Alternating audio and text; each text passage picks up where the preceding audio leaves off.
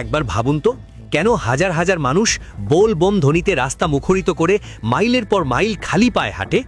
আমরা সবাই জানি তারা যাচ্ছে বাবা তারকনাথের মাথায় জল ঢালতে।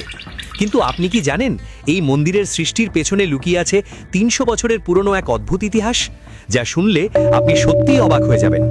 আজ থেকে প্রায় ৩০০ বছর আগে এই তারকেশ্বর ছিল এক বিশাল জঙ্গল। সেখানে বিষ্ণুদাস ও মুকুন্দদাস নামে দুই ভাই গরু পালন করে দিন চালাতেন। হঠাৎ একদিন বিষ্ণুদাস খেয়াল করলেন তার পালের সবচেয়ে ভালো গরুটা জঙ্গল থেকে ফিরে এলেও তার ওলানে এক ফোঁটা দুধ নেই। রোজই এমনটা হতে থাকায় তিনি ভাবলেন নির্ঘাত কেউ দুধ চুরি করছে। তাই চোর ধরতে একদিন তিনি চুপি চুপি গরুর পিছু নিলেন। জঙ্গলের ভেতরে গিয়ে তার চোখ কপালে উঠল। তিনি দেখলেন একটা কালো পাথরের ওপর গরুটা শান্ত হয়ে দাঁড়িয়ে আছে, আর তার ওলান থেকে নিজে থেকেই দুধ ওই পাথরের ওপর পড়ছে। বিষ্ণুদাসের মনে হলো পাথরের নিচে নিশ্চয়ই কোনো গুপ্তধন আছে। তাই তিনি কোদাল নিয়ে মাটি খুঁড়তে শুরু করলেন। কিন্তু একটু খুঁড়তেই এক হাড় হিম করা ঘটনা ঘটল।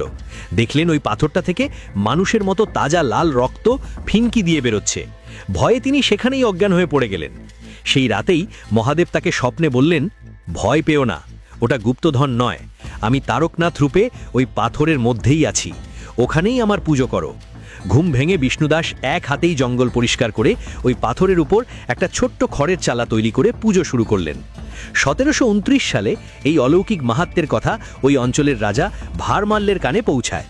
শোনা যায় রাজার পরিবারের এক সদস্য দীর্ঘদিনের কঠিন এক ব্যাধিতে ভুগছিলেন এবং তারকনাথের আশীর্বাদে তিনি অলৌকিকভাবে সুস্থ হয়ে ওঠেন। সেই কৃতজ্ঞতা থেকেই রাজা ভারমল্ল ওই ছোট্ট কুটিরের জায়গায় তৈরি করে দেন আজকের এই বিশাল পাথরের মন্দির।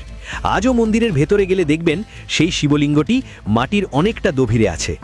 বাবার এই অলৌকিক মহিমা যদি আপনার হৃদয় ছুঁয়ে থাকে, তবে ভক্তি ভরে ভিডিওটি একটি লাইক করুন আর কমেন্টে একবার প্রাণ ভরে লিখুন, জয় বাবা তারকনাথ। মহাদেব আপনাদের সবার মঙ্গল করুন।